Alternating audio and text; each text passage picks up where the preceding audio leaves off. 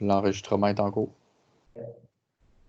Alors, bienvenue à la séance de conseil du 22 juin. Point numéro 1, ouverture de la séance. Point numéro 2, adoption de l'ordre du jour. Point numéro 3, première période de questions.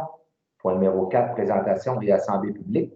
4.1, rapport du maire aux citoyens et des faits saillants du rapport financier et du rapport du vérificateur externe de l'année 2019. Point numéro 5, administration. 5.1, adoption de la politique portant sur les préventions des maladies infectieuses. 5.2, demande d'aide financière au programme d'infrastructure municipale d'eau, le PRIMO. Sous-volet 1.1, études préliminaires et des plans et devis, travaux de remplacement de l'intercepteur Sainte-Anne et l'augmentation de la capacité de la station de pompage principale. 5.3, demande d'aide financière au programme d'infrastructure municipale d'eau, PRIMO. Sous-volet 1.1, études préliminaires et plans de devis, travaux d'augmentation de la capacité de traitement et de mise aux normes des 5.4, demande d'aide financière au fonds de soutien au projet structure de la MRC de Portneuf, volet multimédia du centre aquatique. 5.5, entente entre l'organisme senior de Donnacona et la ville concernant les activités du club de hockey senior de Donnacona.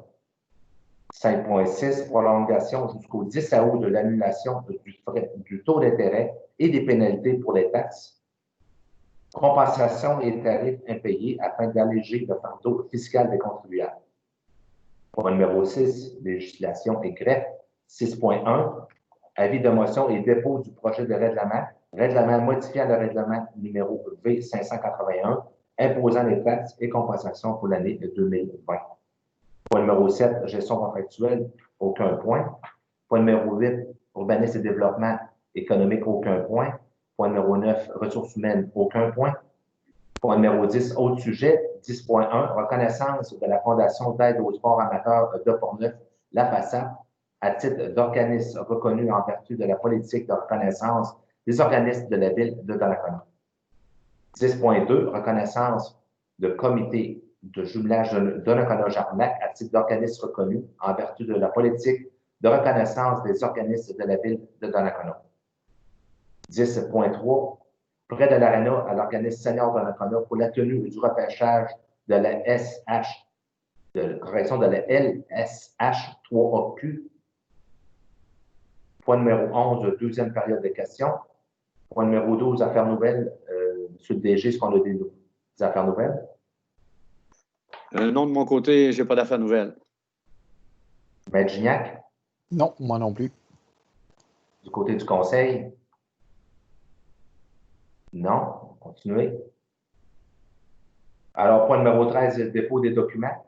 13.1, dépôt du rapport des activités de la trésorière dans le cadre de la loi sur les élections et les référendums dans les municipalités. Point numéro 14, levée de la séance. J'oubliais, est-ce que, Monsieur le DG, est-ce que nous avons des questions? Non, lorsqu'on va arriver à la période de questions, on n'a pas eu de questions qui ont été soumises par les citoyens là, avant 15 heures cet après-midi. Parfait. Alors, point numéro 1, ouverture de la séance, un proposeur. Je propose. Madame Pichette.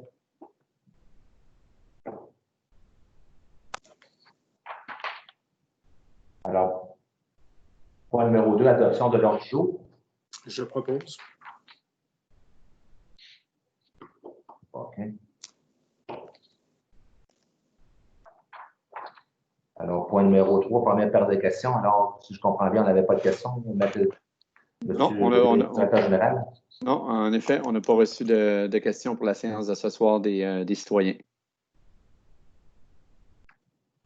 Alors, on va passer au point numéro 4, présentation à l'Assemblée publique. 4.1, rapport du maire aux citoyens des faits saillants du rapport financier du rapport du vérificateur externe pour l'année 2019.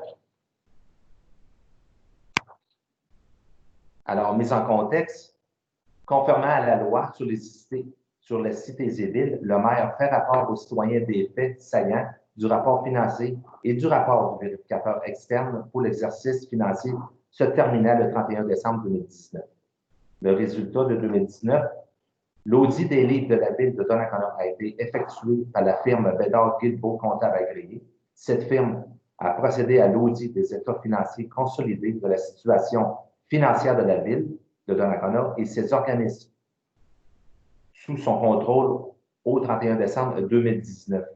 Le rapport du vérificateur externe auditeur indépendant conclut que l'avis des auditeurs, les états financiers consolidés donnent dans tous les aspects significatifs une image fidèle de la situation financière de la ville de Donnacona et de ses organismes sous son contrôle au 31 décembre 2019, conformément aux normes comptables canadiennes pour le secteur public.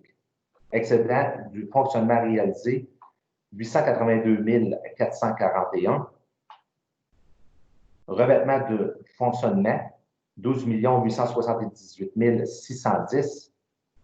Charges incluant l'amortissement, 13 664 500, correction 858, plus les éléments de conciliation à des fins fiscales de 1 668 689.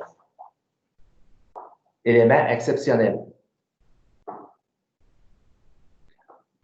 Vente de terrains commerciaux et industriels destinés à la revente pour un montant de 511 158, droits de mutation supplémentaires et revenus divers de 300 000.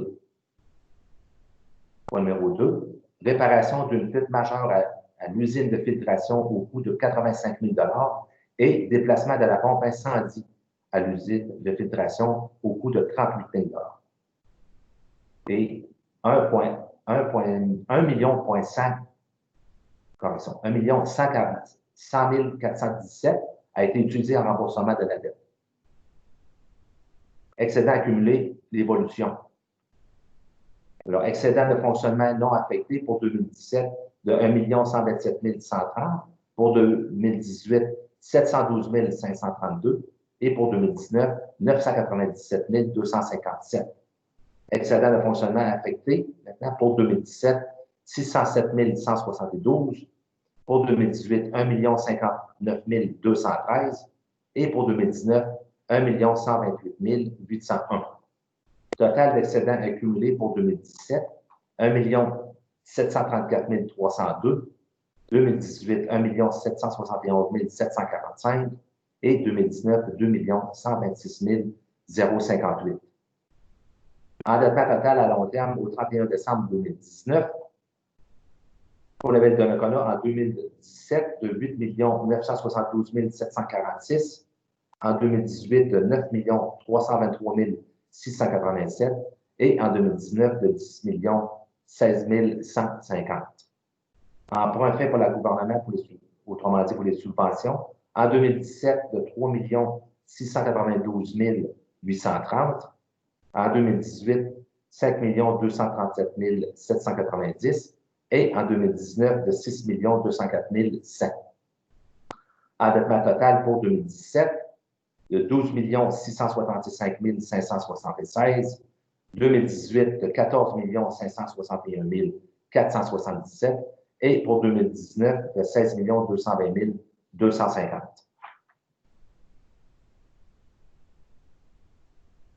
Projet réalisé en 2019, équipement informatique de 26 413, équipement pour la caserne d'incendie de 31 883, appareil respiratoire de 19 055 acquisition d'une chenillette de 182 168, acquisition d'une camionnette de 40 000 prolongement de la rue Boucher dans le parc industriel de 755 608, clôture du garage municipal de 16 089, asphalte dans la côte du quai Les Écureuils de 49 708, trottoir route 138 au coin de la SAC de 6 727, oui.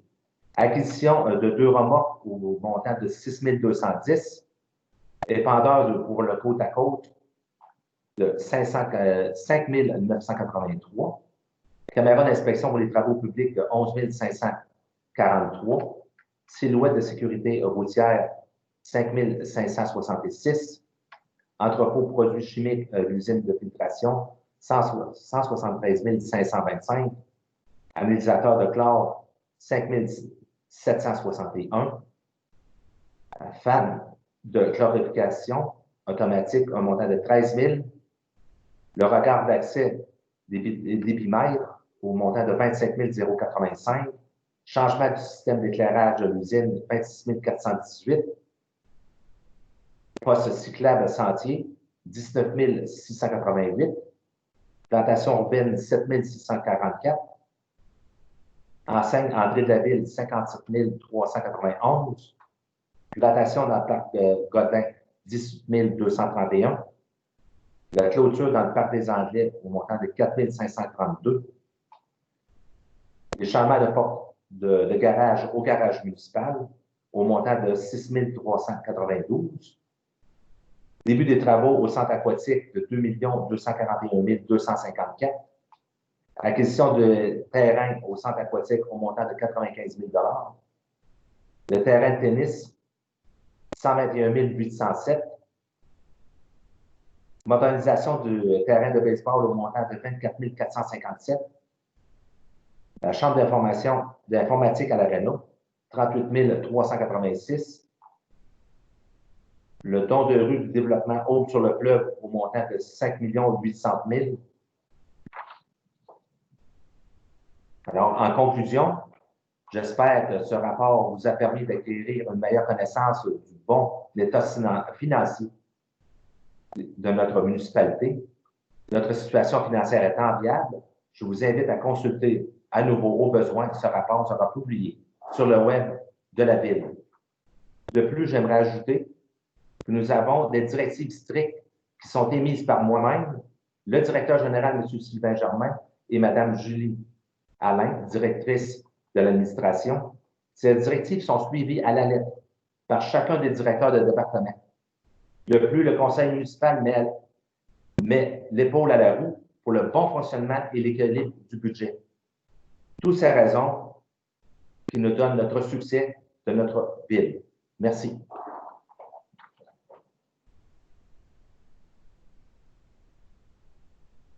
Alors, on va passer au point 5, administration. 5.1, adoption de la politique portant sur les préventions des maladies infectieuses.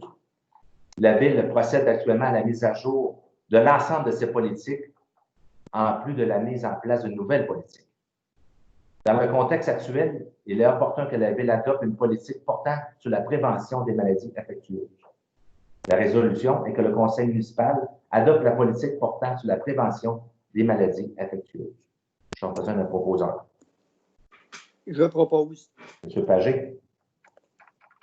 Est-ce qu'il y en a qui sont contre? Alors, on va passer au point 5.2. Demande d'aide financière au programme d'infrastructure municipale d'eau, Primo. Le sous-volet 1.1, le titre préliminaire et plan et devis. Travaux de remplacement de l'intercepteur Sainte-Anne et de l'augmentation de la capacité de la station de pompage principale. Monsieur le directeur général. Oui, évidemment. Merci, Monsieur le maire. Donc, considérant que la Ville, on doit procéder à des travaux de remplacement de l'intercepteur Sainte-Anne et de l'augmentation de la capacité de la station de pompage principale, considérant que la Ville, on souhaite déposer une demande d'aide financière au programme d'infrastructure municipale d'eau, comme vous l'avez dit, le programme Primo au sous-volet 1.1 pour les études préliminaires et plan et devis du volet 1 pour les infrastructures d'eau pour ce projet. Considérant que la Ville a pris connaissance du guide sur le programme Primo et doit respecter toutes les modalités du guide qui s'appliquent à elle. Donc, le but de la résolution de ce soir, c'est d'autoriser le dépôt de la demande d'aide financière dans ce programme, de confirmer que la Ville s'engage à respecter toutes les modalités du guide qui s'appliquent à ce projet, que la Ville également de Donnacona s'engage à payer sa part des coûts admissibles et des coûts d'exploitation continue associés à son projet au programme Primo, que la Ville confirme qu'elle assume tous les coûts non admissibles et les dépassements de coûts associés à son projet au programme Primo, et de mandater finalement M. Martin Paré, notre ingénieur, directeur des services techniques et de l'hygiène du milieu, pour compléter et signer au nom de la Ville tous les documents relatifs à cette demande d'aide financière. Merci, M. le directeur général. Alors, j'ai besoin d'un proposeur. Je propose. Mme Lambert. Est-ce qu'il y en a qui sont contre?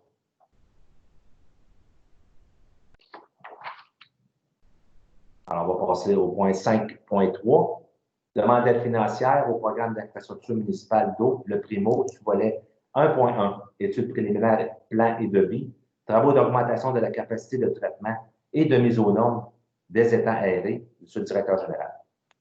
Oui, donc dans le même ordre d'idée, donc considérant que la Ville, on doit procéder à des travaux d'augmentation de la capacité de traitement et de mise aux normes des étangs aérés, considérant que la Ville, on souhaite déposer une demande d'aide financière dans le programme Primo au volet 1.1 pour les études préliminaires et plein de devis du volet 1 pour les infrastructures d'eau pour le projet.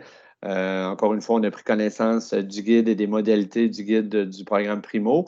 Donc, le but de la résolution est d'autoriser le dépôt de la demande d'aide financière dans ce programme, de s'engager à respecter toutes les modalités du guide. La Ville de Donnacona s'engage à payer sa part des coûts admissibles et des coûts d'exploitation continue associés au projet et que la Ville confirme également qu'elle va assumer tous les coûts non admissibles et les dépassements de coûts associés au projet qui est déposé dans le programme d'aide financière Primo. Et encore une fois, de mandater M. Martin Paré, notre ingénieur directeur des services techniques et de l'hygiène du milieu, pour compléter et signer au nom de la Ville tous les documents relatifs à la demande d'aide financière. Merci. Alors, j'ai besoin d'un proposeur. Je propose. M. Bellemare. Est-ce qu'il y en a qui sont contre? Merci. Alors, on va passer au point 5.4. Demande d'aide financière au fonds de soutien au projet structurant de la MRC de Portneuf, volet multimédia du centre aquatique. Alors, la Ville d'intégrer un volet multimédia au nouveau centre aquatique. La Ville souhaite déposer une demande d'aide financière au fonds de soutien au projet structurant de la MRC de Portneuf. La résolution est de présenter une demande d'aide financière au fonds de soutien au projet structurant de la MRC de Portneuf pour l'intégration d'un volet multimédia du centre aquatique et de mandater Mme Edith Trudel, coordonnatrice en loisirs aquatiques, pour compléter et signer au nom de la Ville tous les documents relatifs à cette demande financière. J'aurais besoin d'un proposant.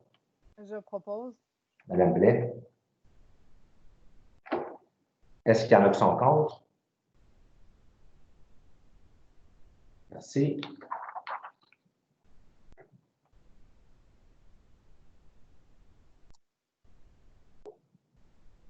Point 5.5. Entente entre l'organisme senior Donnacona et la Ville concernant les activités du club de hockey senior Donnacona, Monsieur le directeur général. Oui, donc, considérant la création d'un organisme sans but lucratif au nom de Senior Donnacona pour l'opération du club de hockey senior de Donnacona dans la Ligue de hockey senior 3A du Québec, considérant que l'organisme et la Ville souhaitent conclure une entente d'une durée de 3 saisons afin d'établir les modalités liées aux activités de l'équipe et assurer une longévité de l'organisation à Donnacona. Donc, il y a le projet d'entente qui est joint à la résolution que les membres du Conseil ont pu prendre connaissance. Donc, le but de la résolution de ce soir est d'approuver l'entente entre la Ville de Donnacona et l'organisme sans but lucratif senior Donnacona concernant les activités du club de hockey senior dans la Ligue de hockey senior 3A du Québec pour une durée de 3 saisons, soit du 1er juillet 2020 au 30 juin 2023. Et que le conseil municipal autorise M. le maire, M. Jean-Claude Léveillé et notre greffier, Maître Pierre-Luc Gignac, à signer au nom de la Ville cette entente. Merci, M. le directeur général. Alors, j'en besoin d'un proposant. Je propose. Mme Pichette. Est-ce qu'il y en a qui sont contre?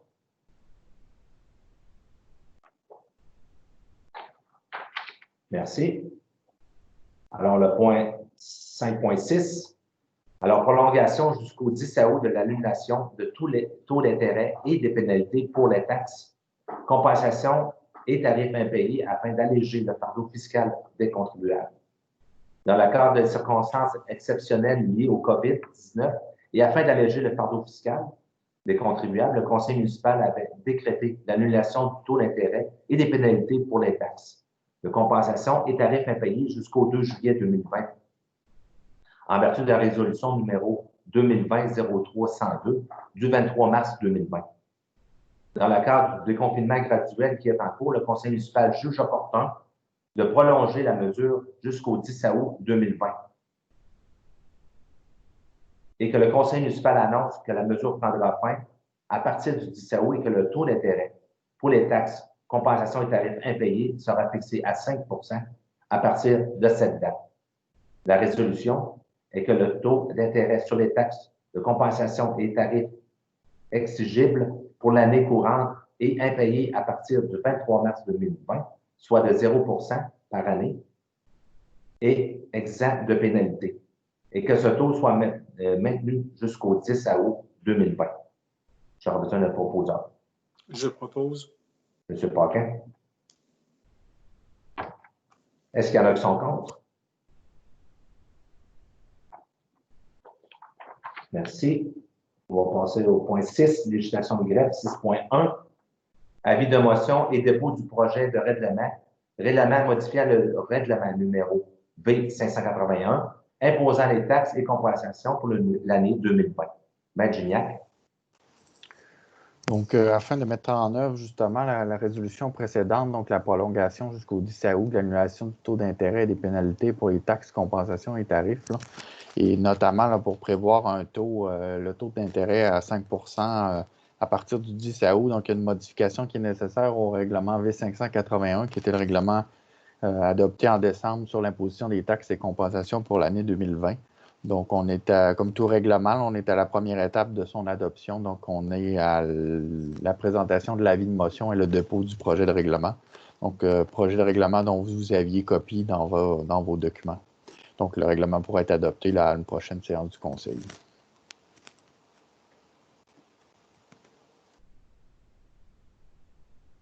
J'ai besoin d'un proposeur pour ce point-là.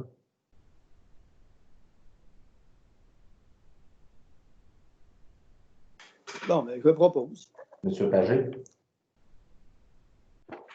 Merci. Alors, on va passer au point numéro 10, autre sujet. 10.1, reconnaissance de la Fondation d'aide au sport amateur de Portneuf, la FASAP, à titre d'organisme reconnu en vertu de la politique de reconnaissance des organismes de la ville de Donnacona. La politique de reconnaissance des organismes de la ville adoptée par le conseil municipal lors de la séance du 17 décembre 2018. La Fondation d'aide au sport amateur de Portneuf, la FASAP, satisfait aux critères de cette politique depuis mars 2020 afin d'obtenir le statut d'organisme reconnu. La résolution est que le conseil municipal reconnaît la Fondation d'aide au sport amateur de Portneuf, la FASAP, à titre d'organisme reconnu en vertu de la politique de reconnaissance des organismes de la ville. J'ai besoin d'un proposeur. Je propose. Mme Lambert. Est-ce qu'il y en a qui sont contre? C'est 10.2, reconnaissance de comité de jumelage de Donnacona-Jarnac à titre d'organisme reconnu en vertu de la politique de reconnaissance des organismes de la ville de Donnacona. Alors, le comité de jumelage Donnacona-Jarnac satisfait aux critères de cette politique depuis juin 2020 afin d'obtenir le statut d'organisme reconnu. La résolution de ce soir est que le conseil municipal reconnaît le comité de jumelage Donnacona-Jarnac à titre d'organisme reconnu en vertu de la politique de reconnaissance des organismes de la ville. Un proposeur aussi. Je propose. M. Bellemare. Est-ce qu'il y en a qui sont contre?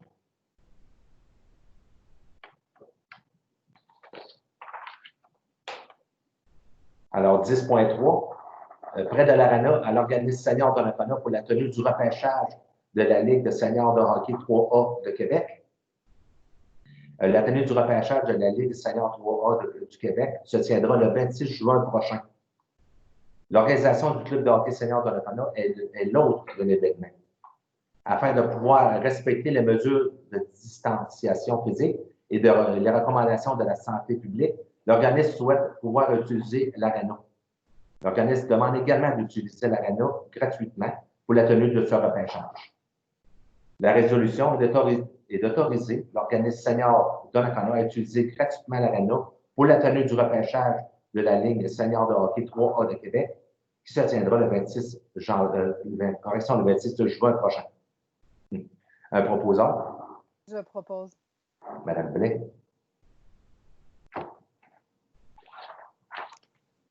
D'ailleurs, peut-être, Monsieur le maire, on peut peut-être Oui. informer les gens de la population qu'une conférence de presse a eu lieu justement il y a quelques heures à peine. Et justement, toutes les mesures de santé et sécurité, les directives de la santé publique seront évidemment suivies lors du repêchage de vendredi. Donc, les rassemblements intérieurs ont reçu l'autorisation. Donc, il y aura un maximum de 50 personnes. Donc, qui seront formés majoritairement des 9 équipes de la Ligue avec les gouverneurs de la Ligue. Donc, ça sera vraiment organisé avec des tables, tout le monde à la distance pour respecter justement les directives de la santé publique. Mais c'est un vent nouveau justement qui s'ouvre sur le hockey senior depuis quelques heures. Puis ça fait partie justement de ces changements qui arrivent là. Donc, c'est le premier événement qui aura lieu vendredi. Merci, Monsieur le Directeur général, pour l'information supplémentaire. Alors, point numéro 1, deuxième période des questions. Vous n'avez pas de questions à enregistrer. On va passer au point numéro 13, dépôt des documents. 13.1, dépôt du rapport des activités de la trésorière dans le cadre de la loi sur les élections et les référendums dans les municipalités. Et puis, le point numéro 14, levé de la séance. On a besoin d'un proposeur. En fait, peut-être juste, Monsieur Oui. le maire, avant d'adopter la levée de la séance, là, pour les gens qui nous écoutent, c'est le dépôt du document, c'est un rapport d'activité qui est fait par le service de la trésorerie au conseil municipal à chaque année. C'est une obligation en vertu de la loi sur les élections et les référendums dans les municipalités. Donc, évidemment, pour l'exercice du 1er janvier au 31 décembre 2019, il n'y a pas eu d'événement, il n'y a pas eu d'élection, mais il y a quand même eu des remboursements de dépenses électorales qui restait un résiduel qui a été déboursé en 2019 suite à l'élection du 5 novembre 2017 avec l'approbation du directeur général des élections. Donc, les remboursements à même le fonds général tel que prévu, là, c'est notre directrice des services administratifs et trésorière qui signe le rapport. Donc, c'est un dépôt tout simplement là, que les membres du conseil ont pu voir apparaître. Là. Parfait, merci. Alors, levé de la séance, un proposeur, Je propose. Pichette, à 19h29. Merci. Alors, ceci conclut la séance du conseil du 22 juin. Merci. Bonne soirée. Bonsoir.